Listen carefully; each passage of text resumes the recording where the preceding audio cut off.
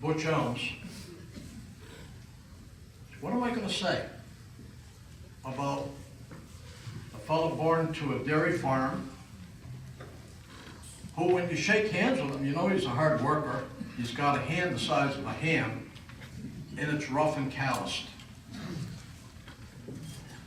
A guy who rode a horse in the parades as a boy because he was on the farm, his mother loved horses.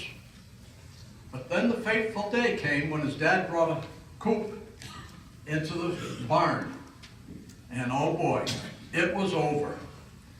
From that point on, Butch has been an avid race car guy in all parts. Now this is a complete person in racing, because at a very young age, in order to be popular or be involved in racing, and being too young, but his father owned the racetrack, he figured out being a runner from the handicap booth to the announcer would be a good way to be involved in the racing. So off he went. You know, when I met him, I just thought of this. One of the other drivers said to me, if you get in an argument with Butch, you best just look at your shoes.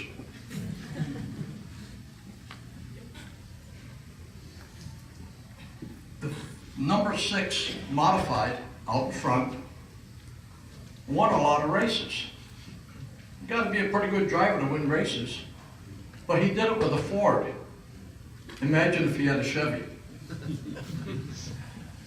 Butch has been a track operator and a track promoter. Difference, and we all know what that difference is. And that means at the end of the year, he doesn't take his money and go off to a far place to have a vacation. He's constantly improving his pride, Bear Ridge. How did I get to know Butch? Well, in the words of Mark McKeon, when Whip City closed, the midget group was without a track. And you know, there's nothing worse than a bunch of homeless midgets. Thanks, Mark. So the call went, and Chris Economaki had mentored me. He said, don't go with somebody who's leasing the track, because by halfway through the year, they're going to be broke. Go with somebody who you can trust. Well, the call went in. Butch, I'm Skip Matsack, and I represent a group of midget racers that include Denny Zimmerman and Ray Miller. And later on, he tells the story that he thought to himself, Skip Matsack, Super Modifieds, Ray Miller, Ferrara 100, 01, Rainbow Farms, Denny Zimmerman, 1971, Rookie of the Year, Indianapolis Motor Speedway. What in the heck are they doing calling me? Well, he had a racetrack, so I proposed a deal to him, and he said, all right. And there was no fancy talk about it. It was just okay. And we went, and we're entering into our 9th year. I realized in talking to him, he's a history buff. And if you talk about some of the greats of our favorite thing, he responds with information that I'm surprised he has a calling on. When you talk about a loyal guy and somebody who likes racing and supports it, he's also the guy that hosts the Near Truck every year, Bear Ridge Speedway. He's known to help people. He probably has more people on the cuff for a tire or fuel or some darn thing, but you know, he loves you and he respects you, and it's part of what makes Bear Ridge Speedway a homey place to race, a place that has great food, that has reasonable admission, and you know, you look at it, all of a sudden he's got 120 cars in the pits. That's not bad these days. You look up in the stands. I've raced some places where you can count the number of stands on number of people in the stands on 1 or 2 hands. It's got a full house. So, would you please help me greet my friend, my promoter, husband of April May, Mr. C.V. Butch Elms. You ate up half of what I wanted to talk about already. Well, anyway, Thank you, Skip. And he's right.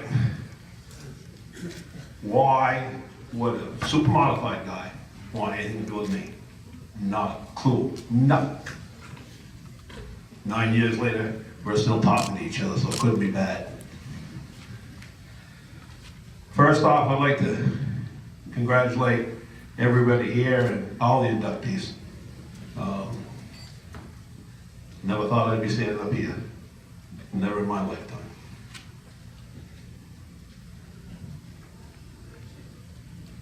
I ain't very good at this stuff. I'd rather be out yelling at a couple of race car drivers than doing this. Trust me. Wouldn't be standing here if it weren't for some special people.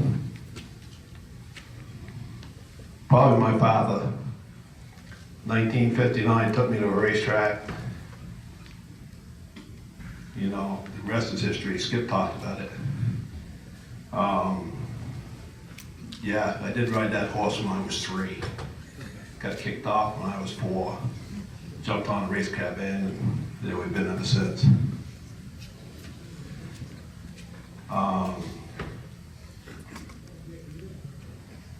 John Poor,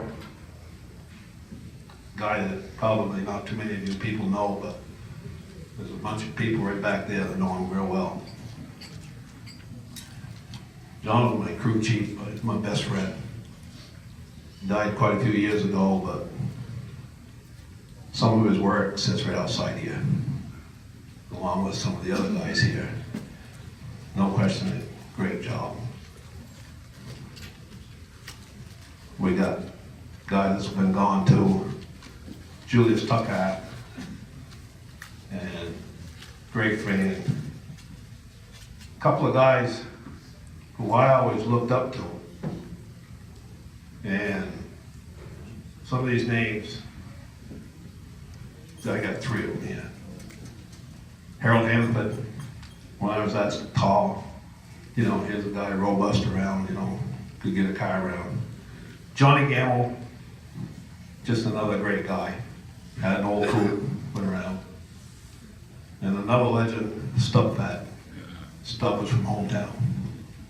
And Stub was the one that got me to go with that Ford sitting up there, because I figured Stubby was a Chevrolet guy. And I said, Stub, what are we gonna do? He said, well, I was at Stafford, he said, a couple weeks ago, in a bush car. He said, there was some street stocks or something running around out there. You know what? He said, I think the winner was in the 244. He said, I really think that's what you ought to run.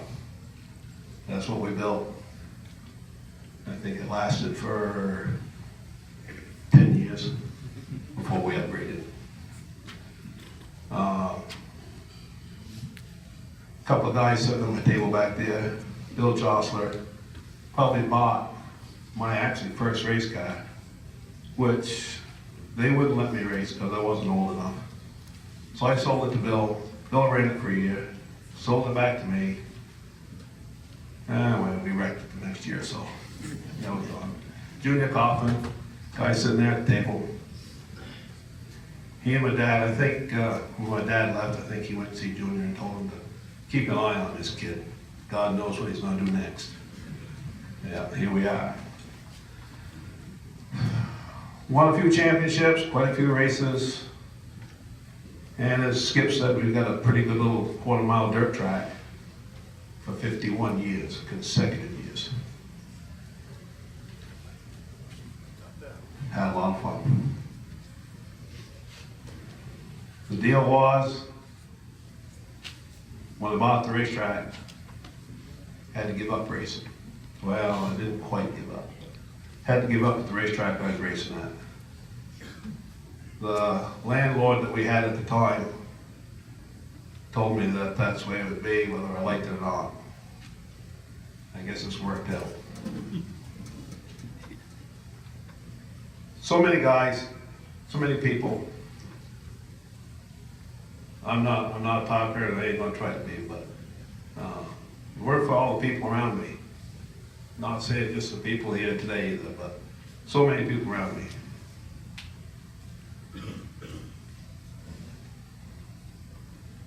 Just couldn't do it. And I gotta thank all of them. Thank you very much.